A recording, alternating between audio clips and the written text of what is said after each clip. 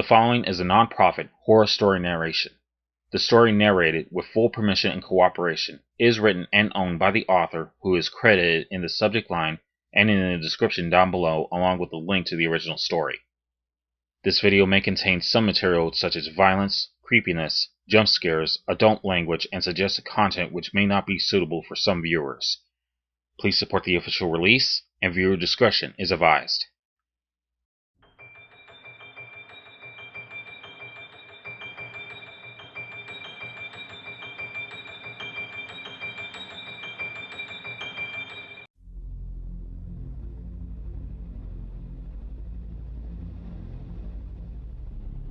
The thing, the juggernaut, almost looked human, in the same way a child's crayon drawing might almost look like a horse. The pieces were there, but the proportions were way off. It towered an easy 7 feet, even with the clear curvature of a spine that gave it a sideways hunch. The body was inhumanely wide, like an upright grizzly. The hands, the dark shade of ashy gray, were hairy and composed of fingers like sausage and nails blackened from blood ruptures. As it dragged the sledgehammer across the pavement, it moved with a rhythmic gait, as if it were still learning to walk on 2 legs of different size, like a chimera from the ancient stories. This creature stalking ever so closer was made up of mismatched parts. The head didn't come close to anything remotely human, but its visage is burnt to the core of my memory in a place where no amount of therapy will ever allow me to forget. The face, if you could call it that, was coated in black scales and was comprised of an elongated snout that formed the top half of a jaw. The bottom was equally long, connected at a hinge like that of an alligator, with white ivory hooks growing wildly from every direction from them all. If the monster had any eyes, I couldn't see them. The lipless orifice hung open, exposing a wet tongue tangled in the jagged rows. The teeth were overgrown like cancer, and there was no way the mouth can ever close without shredding the gums to pieces. I don't know how it ate, and I wasn't keen on finding out. The noise coming from within was a wheezing gurgle, steady, with each shallow breath. For the life of me, I can't figure out why, but somebody had gone through a lot of effort to dress him. On the outside, an extra long black duster. Beneath, the body was more or less contained with a long-sleeved blueprint jumpsuit, and on its feet were a new pair of enormous black tactical boots. There was a sort of fog about the creature, and as it came closer, I realized that the humming cloud around its face was actually a thick swarm of flies. Festering boils on its neck wriggled with maggots, and I became dizzy just trying to fathom what I was beholding. This must have been what they thought of when they first invented the word abomination. I kept my Beretta steady, waiting for the thing to charge. With the way it ran, back at the bowling alley and in the cemetery, I likely wouldn't have but a split second, if that, to take it down. The gun was pointed at the wildest point on its center of mass, the chest, where I quickly noticed a cluster of bullet holes already in the jumpsuit, stained black. Looks like I hit him already. Whatever this thing was, my pathetic 9mm wasn't going to do more than annoy it. But at this point, running simply wasn't in the cards. Yet again I found myself with the ever-familiar feeling of being a sitting duck. Think fast. You're running out of time. Options? Run? Hide? No, too late for that. Shoot it? The thing took 4 shots to the chest before you launched him off the car. He is not going down for bullets. Unless... Headshot? Could work. Go for the weapon. Shoot his hands. Also valid options. But even without the hammer, a charge from that thing would be like getting run over by a truck. I need to slow him down. Slow him down. That's the play. I can keep a hammer's distance, but not if the thing starts moving like he did earlier. I pointed the gun at his knee and fired 6 shots in rapid succession. The cloud of flies exploded off the monster after the first impact, and the creature stopped. But it didn't go down. It stood still, with an expressionless reptilian face. I waited. After a tiny eternity, the thing shifted its weight to its good leg and lifted the wounded one, moving it clumsily forward, then landing. I held my breath and watched as it tried out the injured limb, then dragged the metallic weapon forward and moved its other leg.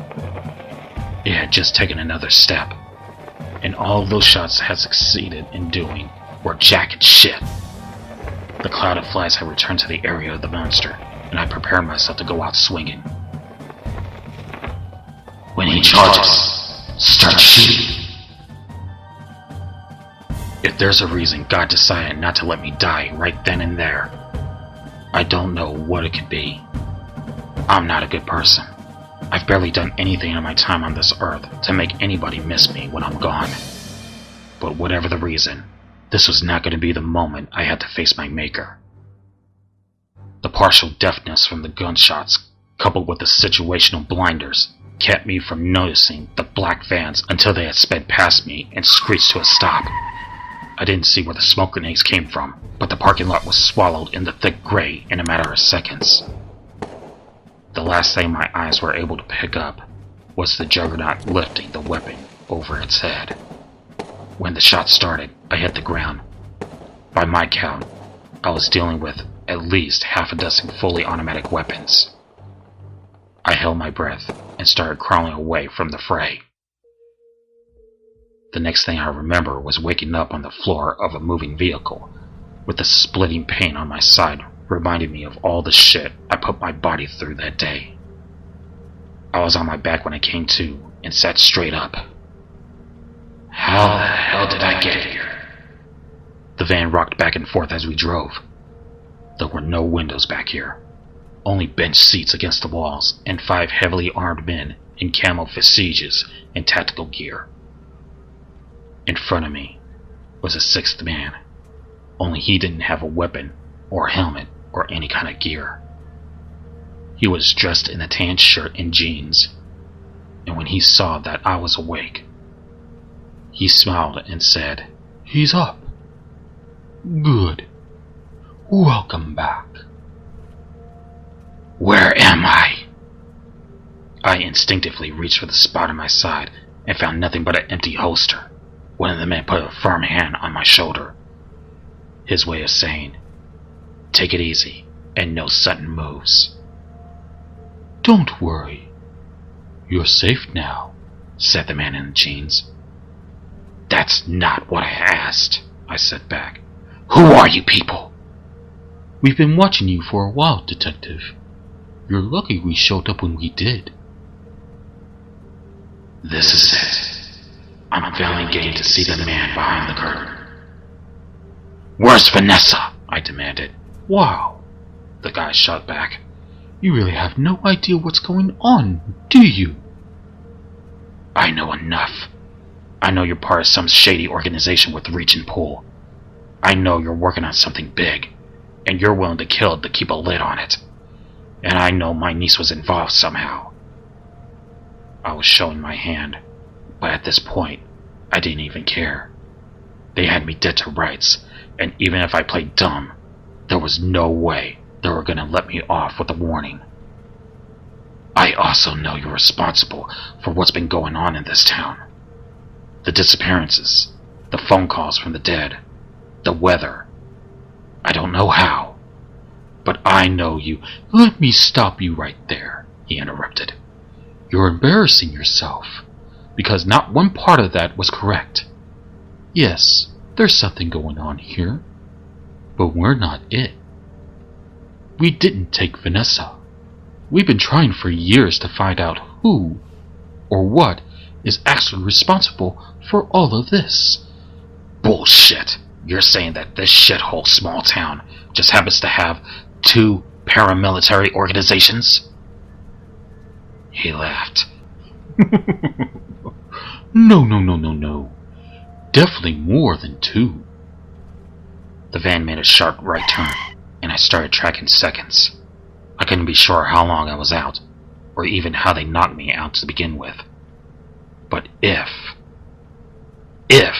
I made it out of this van alive, I might be able to retrace my steps. Let me ask you something, Detective. How much time have you spent at the gas station? I mean, concurrently, because it looks like you actually slept there. That place messes with your head, you know. Most people can't stand it for more than a couple of hours at a time. I ignored his question and asked my own. So if you're not the ones who took Vanessa and framed me, then who the hell are you? Consider us an interested third party. Yeah, I replied, echoing Spencer's words from yesterday. There sure seems to be a lot of those in this town. The man pulled a gun from beneath his seat and pointed it. Before I could move, the men on either side of me clamped down their grips on my shoulders, holding me in place. I looked at the gun and recognized it as my own Beretta. You Army? The man asked. I knew this guy. He was a ranger in the Army. You remind me of him. No, I'm not Army. The man nodded and stared at the ground, like he was trying to decide what to say next. The van made another right turn, and I restarted my count. It's weird that you would be so careful, consistently watching your rear view, switching up cars, keeping an ear to the ground, and you still couldn't find the tracking device they put in your gun. Don't worry, we took it out. They have no idea where we are now. They? The ones that actually took your niece. I wasn't buying this story for a second. After everything, they had tried to throw me off the trail. This was just another elaborate setup. But why? Why not just let the thing kill me and be done with it? Were they testing me to see what I know? How much I had figured out? For what it is worth, we've been trying to find her. But these guys are careful. They cover their tracks, avoid every camera, leave no footprints. Then you came along and they got sloppy. They got frustrated, and they sent a knight after a pawn. No offense. Oh, fuck you. He continued. We finally captured one of their tall guys, and all we had to do was piggyback off their tracking device and follow you until it decided to show. This is a big deal for us. The van turned to the right. They're driving in circles. At this point, I knew that there was 2 possibilities. Either this guy was telling the truth or he was lying, and I couldn't decide which one was worse. But regardless, one thing was clear. I needed to get out of this van if I wanted to live. Once they were done questioning me, I was just a loose end. Okay, I said, trying to buy time. You're the good guys. You want to take out the other secret organization. You must know more about them than me, right? You know about Planet X? Scientists have known for years that there's another planet out there, because they can see effects. Jesus, does every person in this town talk in sermons? They don't know what it looks like, or even where it is, but they know it's there. This organization we've been tracking is huge, but all we got to see are the gravitational effects. Gravitational effects? Is that what you call an 18-year-old girl vanishing without a trace? He kept the gun pointed at me and reached his free hand into his pocket and pulled out a cell phone. As he typed on it one-handed, he spoke. They sent one of their tall guys to grab her after she left the gas station. We tried to catch up to them, We really did. And to be frank, we thought she was dead until the next day when she showed up for work like nothing had ever happened. Took us a while to realize that the girl that came back wasn't really Vanessa Riggin. So you took her, right? Kidnapped the double agent for questioning. That's where the story is headed, isn't it? He pressed the button on the phone and held it to me while a video played. I instantly recognized the aerial view of Vanessa and Jamie's neighborhood at night. The source must have been a drone, but it was steady and clear. This was the night she officially went missing. The camera was wide, and I could see the house in focus. I watched as the front door opened, and Vanessa walked calmly to the edge of her driveway, in jeans and a yellow t-shirt. She looked down the road at something out of frame. Then I saw it. The sheriff's cruiser pulled to a stop, and she got in the passenger seat, and then they drove away. What is this? What in the ever-living fuck is going on in this town? Are you familiar with the theory, pocket realities? The steady pop, pop, pop, pop from somewhere in the distance arrested all of our attention. I instantly recognized it as automatic weapon fire, maybe a mile or so out, and I could see the moment the same realization registered on the man's face. He jumped out of his seat and grabbed a radio from somewhere in front of the van and yelled into it, "Victor, come in! We hear gunfire! Is the package secure?" There was no response from the other end of the radio, but the gunfire continued, and then it didn't. We all held our breath and waited, until the man yelled at the driver, "Turn around! We need to help them!" I wasn't going to get a better distraction than this. I jumped out of my seat, wrapped an arm around the man's neck, and spun him back towards the other man as a human shield. Before I knew it, I had my Beretta again, and I pressed it against his head. "You're making a mistake! We weren't going to hurt you!" "I'll take my chances!" I grabbed the handle of the van, yanked it open, and dove into the wet grass. I tried my best to tuck and roll, but I still ripped over my stitches and bruised both elbows before sliding down the hill towards the forest. I can hear the van screeches to a stop while I pulled myself up and ran into the thick cover of the trees. I spent hours out there in the dark, doing my damnedest to keep moving no matter what. I couldn't know if they were following me or not, but I wasn't going to take any more chances. Eventually, I hit the creek bed and followed it upstream until I reached an old bridge. Then I collapsed under it and slept till morning. After those few precious hours of rest, I started following the road back towards town. I put my thumb out to the first passerby, hoping I might get lucky, and amazingly it pulled over. The car was a new model shiny red Firebird, and the driver was an old woman that I knew from my childhood. Aggie Sistrunk. She didn't recognize me. She was already old when I was a kid, and at this point, I wonder if she even knows what day it is. Old Aggie offered me a swig of her medicine while she drove me back into town.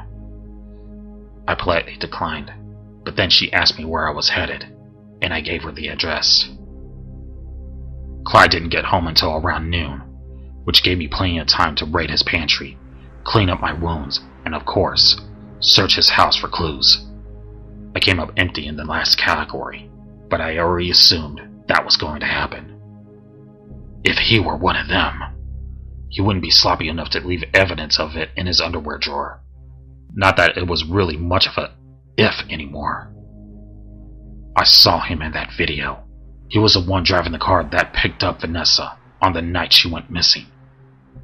I should have seen it earlier. Of course the sheriff would have to know what's going on. An operation this size can't fly under law enforcement radar forever. I wasn't expecting him to come home until much later, but I was ready just in case. I surprised him in his kitchen and let the Beretta do most of the talking. "Hey there, Sheriff. Fancy seeing you here." He went pale, but he didn't reach for his gun or put up a fight.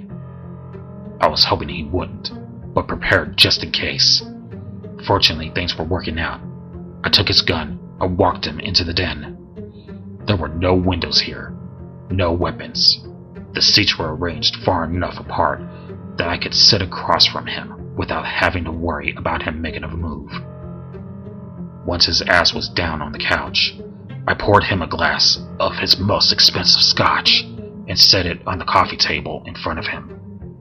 A professional courtesy.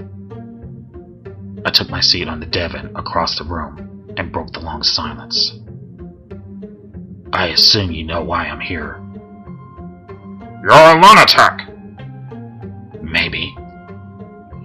Try harder. We found the body in the trunk of Vanessa's car. I don't know why you're doing this. Pull my other leg and it will play jingle bells. What followed was another heavy silence. I could see he wanted to say something, but couldn't bring himself to do it. That was fine by me, as long as I was on the other side of the gun. I didn't mind waiting. Finally he broke down, grabbed the drink, and put the whole glass back in one go. Then he said, Well, how much do you know? That's not how this works, Clyde. You tell me what you know. I had nothing to do with Vanessa's abduction. Bullshit. You picked her up the night she disappeared. What? No! I'm not talking about her. I'm talking about Vanessa. The girl I picked up the night wasn't even... He caught himself and took a long, sad breath before continuing.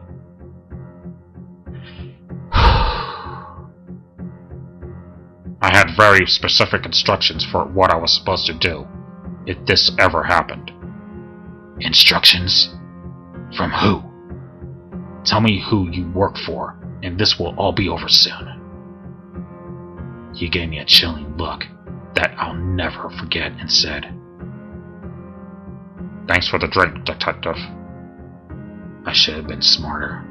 I'll never forgive myself for being so careless, for not giving him the thorough pat-down. In the midst of all my planning, it had never occurred to me that he might have had a second piece. The gun in his ankle holster was a PS1 single shot, a pocket shotgun. Before I could say, No! He put the gun to his mouth, ate the bullet, and painted the walls in the living room.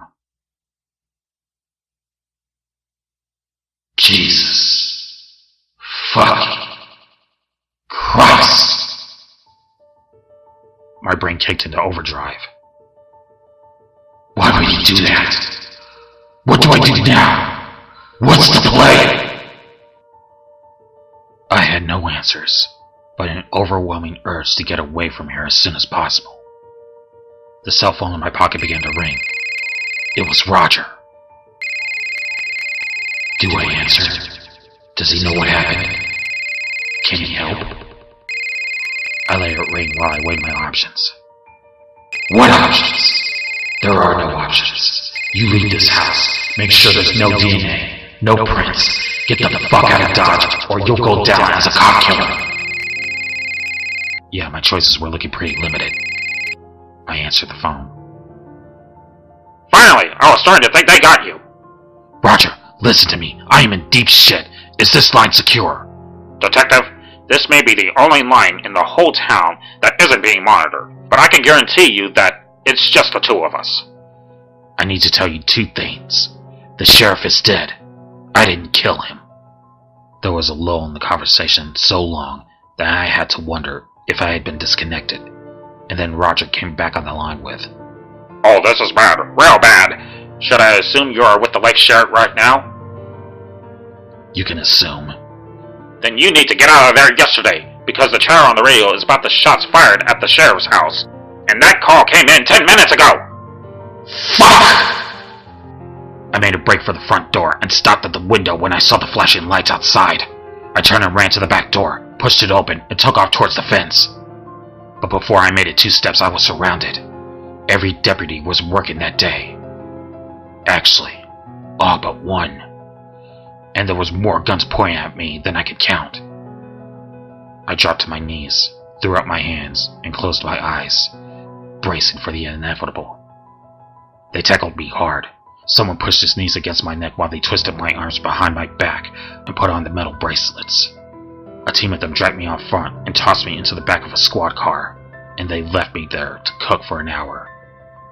The whole time, the only thing I could think was, why am I still alive? When they had finally sorted out the crime scene, I was taken to the sheriff's station. I did my best to cooperate, but that didn't stop them from slamming me into a few walls or taking turns sucker punching me in the back and kidneys. To them, I was a monster. I was lower than garbage, and they were taking me to be with the only other person as bad as me. The holding room was small, dark, and windowless, only big enough for 2 cells, and those cells were just simple metal cages. They threw me into the one closer to the door, then locked the cage behind me. Then they left us alone in there, shutting the door to the holding room and bolting the lock into place. I looked at the man standing on the other side of the metal bars. The man trapped in the other cage. He smiled and laughed at me from his cot against the wall and said, "You look like shit, Regan." "Yeah, I've been better," I said. Spencer Middleton stood up and walked over to the bars, leaning against him as he said, "I think you should know something. This is only going to get worse." I relatively took a step back. He got in the jump on me once before, and I sure as shit wasn't going to stand close enough for him to grab me through the bars. I'm not sure it can get much worse. I've been in this cell for a week now. Trust me, it's only gonna get worse. He smiled and scratched the scar on his neck. I suppose you don't feel like taking the opportunity to tell me what the fuck is going on, do you? I'll tell you what's gonna happen. They're gonna spin a yarn about you, just like they did about me. They'll sell some bullshit. The news will polish the bullshit. The people will eat the bullshit, and you, eventually, you'll start believing it too. They're all gonna lie to you, but not me. I'll never lie to you. You wanna know why? Why? Because I know that the truth is so much worse. He laughed, another long, self-satisfied laugh, and turned to go back to his cot. As he got comfortable, he added, "You and me are gonna have a lot of fun, Regan." I looked at the cot on my side of the cell. It wasn't much. Not long enough for me to lay on, without my feet and elbow hanging off the edges. But it was better than the floor, and right now, the idea of getting some real sleep was sounding pretty damned inviting. I woke up to the sound of a loud clang against the bars of my cell. The man standing on the other side next to the exit was the one I had left in handcuffs outside the hardware store the day prior. The bruise over Franklin's jaw was already a pronounced deep purple, and I have to admit, I was a little proud of it. I could see the thing he had used to wake me, a police baton in his right hand. No doubt this was going to be his turn for a little petty revenge. Alright, let's get it over with. "Howdy, Deputy," I said, standing on my feet and immediately remembering that my body was still beaten and bruised. If it had been an option, I might have just stayed in the cot until the judge threw the book at me and they put a needle in my arm. "It's time for your one phone call," Franklin said unemotionally. He led me down the hall and into another small room, where I was pretty sure I was about to get another round of beatings. But shockingly, the only thing in there was a small table and a corded telephone which sat with the receiver off the hook next to it. Franklin locked the door and nodded at the table. "What's going on?" I approached the table, anxiously awaiting some sort of trap, but none came. Once I was certain that Franklin wasn't going to crack open my skull with his baton, I reached out, grabbed the telephone receiver, and put it to my ear. "Hello?" I said. The voice on the other end of the line was sad and tired, but familiar. "Detective, I'm sorry it has to come to this. I've tried every other plan I could think of, but I'm afraid we're out of choices. We go nuclear, or we all lose. It was Roger. The thing is, well, I'm sure you've already worked it out on your own. I'm not leaving this place alive. I'm sorry. Honestly, I'm surprised I made it this far. You remember our agreement? I helped you best I could, and in return, I wanted a favor. Well, this is it. I'm calling in my favor. And prepare yourself, because it's gonna be a doozy. Franklin took out his gun, and I quickly scanned the room for a weapon to defend myself with. But then, he surprised me and turned the gun around and held it out. He said with a frown, "Make it look good." I snatched the gun away from him. "What is this?" I asked. Roger answered, Your deputy friend here owed me a favor, and now, well, you know what to do. Try not to hurt him too bad. Franklin closed his eyes, and I swung the weapon hard, cracked him across the face, and spreading blood all over the floor where he had landed. Dead! Said Roger. I don't know how the hell he could see me, but at this point I didn't care. Now listen carefully, detective, because this is your turn. I know you know how to use that thing. There's only one way this story ends with anything remotely resembling a happy ending. You're going to have to go into that cell right now and put a bullet in Spencer Milliton's head. No half measures are going to work. You have to kill him. Why? They need him. I'm sure by now you've figured this whole thing out. The invasion? Well, Spencer's the only one who knows where to find the ingredients they need to build their army. Just tell me one thing. Is Vanessa alive? I'm sorry, Eric. I hung up the phone.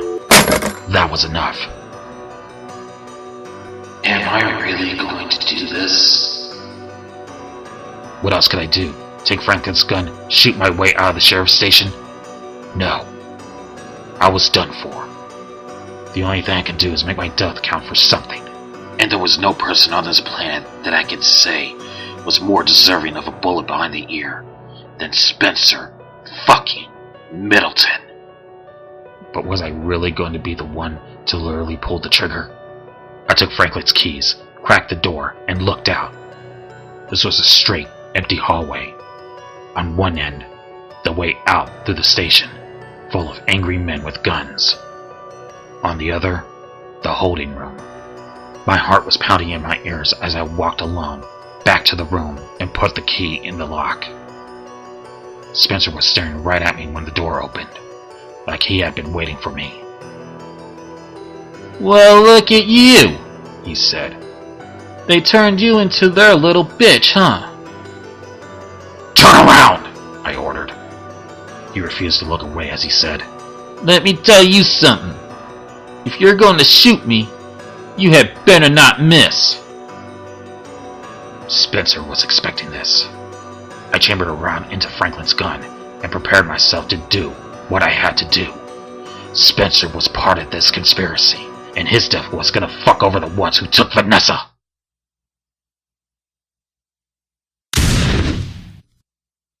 What the fuck was that?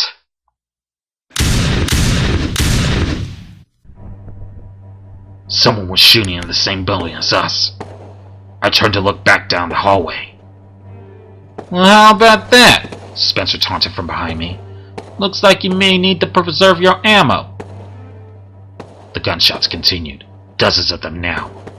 Out there, beyond that hallway, there was a firefight. It exploded into shots, and then... nothing. The door on the other end of the hall came crashing off the hinges along with a large chunk of the wall. The beast was there, holding the sledgehammer, and this time, it wasn't alone. Behind it were two more creatures, just as huge and terrifying. Their bodies all matched, their clothes, their height, and their wretched smell. But the heads on the other two were different. One had a somewhat human face. No hair, no ears, no nose, and no lip. Its skin chalk white, its head swollen up to an unnaturally large size. Its eyes, red and bulging. The third one's head was barely more than a skull, covered in red and pink oozing boils. One eye socket was vacant. The other held a single bloodshot eye. Its mouth was just a skeletal smile. At their feet lay the bodies of several deputies. I pointed the gun and fired.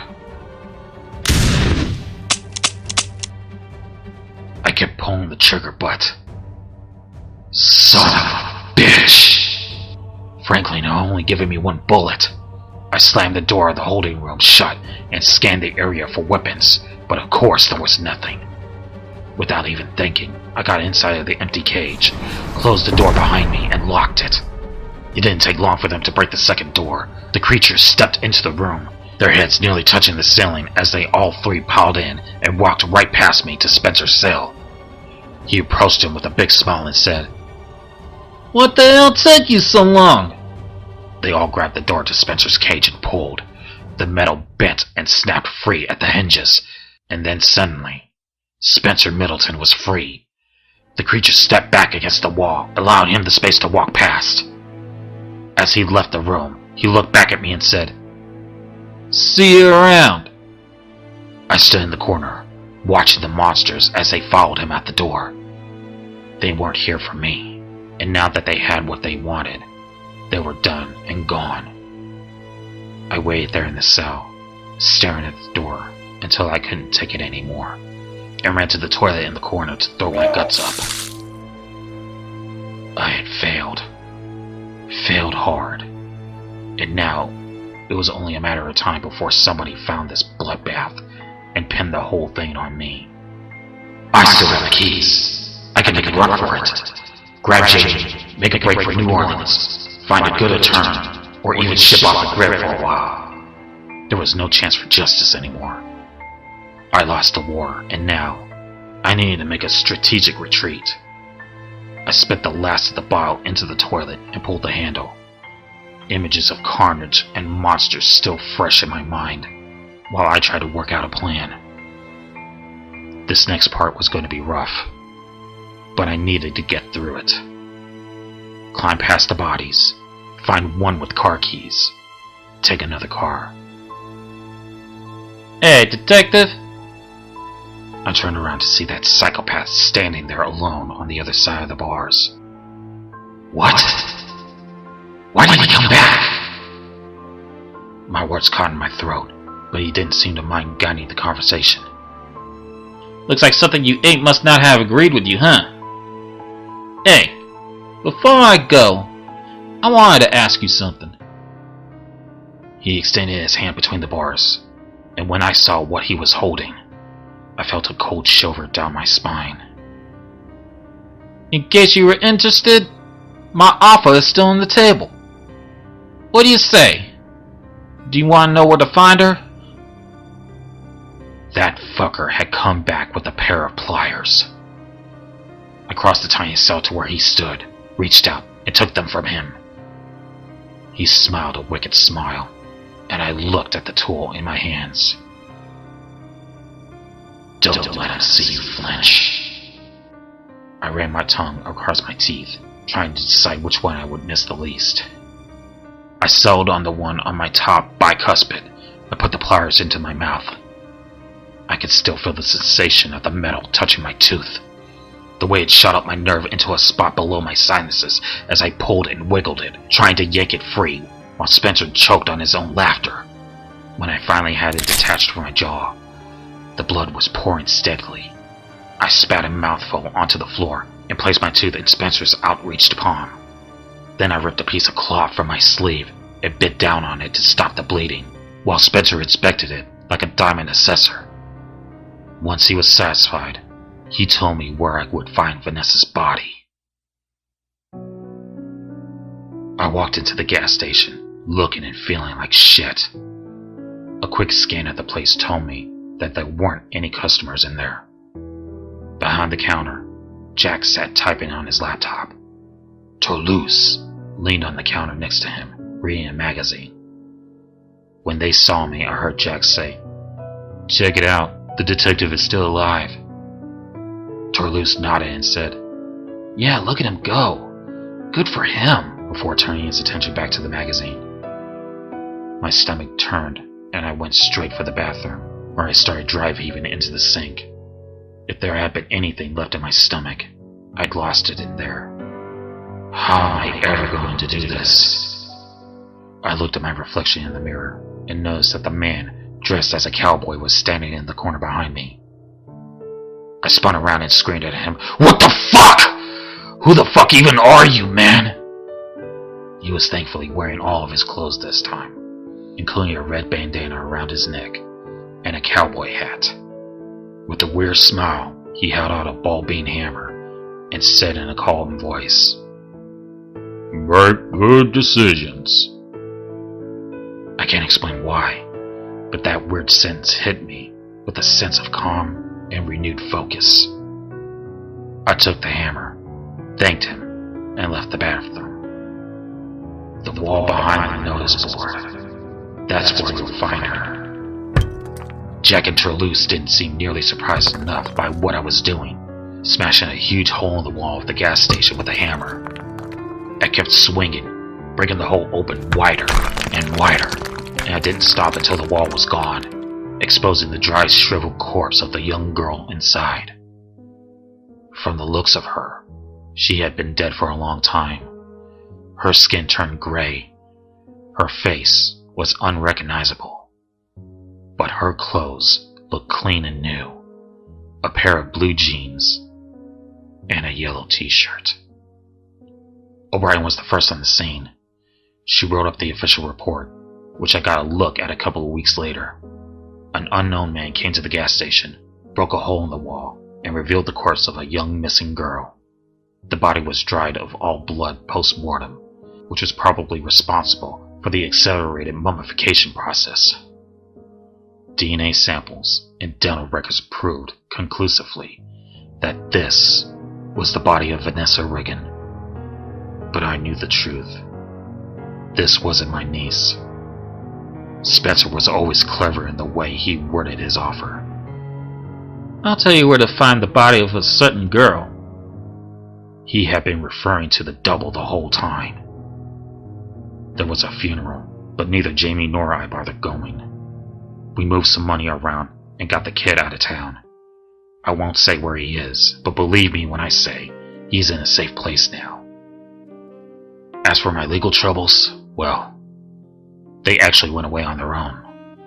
One final departing gift from the ones in charge, maybe? Besides, it's hard to arrest somebody for killing the sheriff when the sheriff isn't dead. Yeah, I got a message not too long ago from O'Brien. Clyde showed up to work the next day, and everybody's decided to pretend he never gave himself amateur brain surgery. In fact, there is no record of anyone dying in that nice little peaceful town the whole time I was there.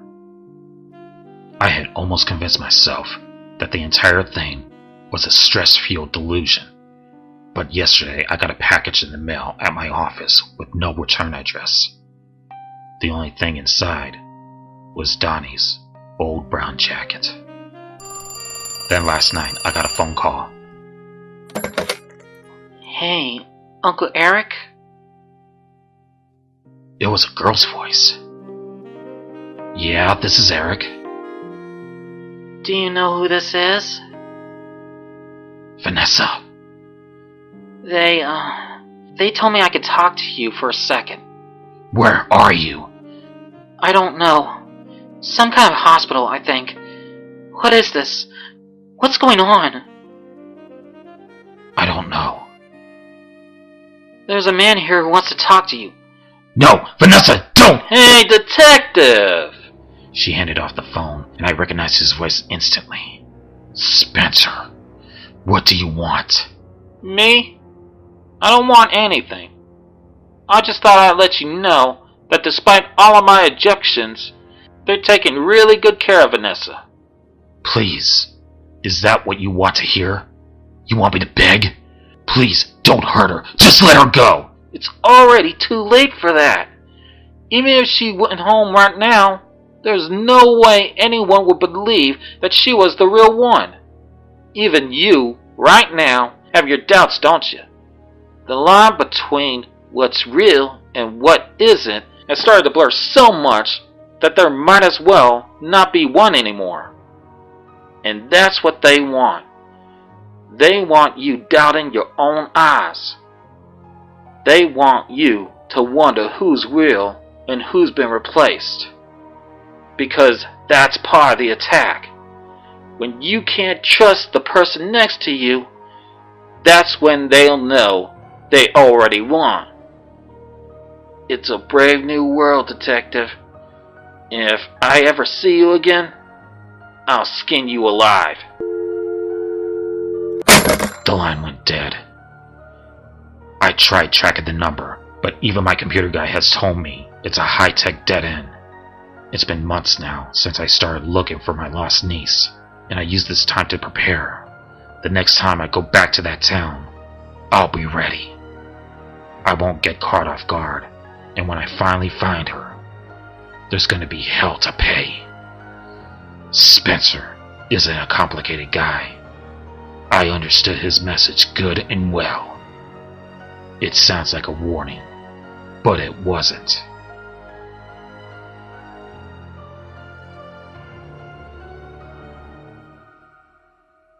It was an invitation.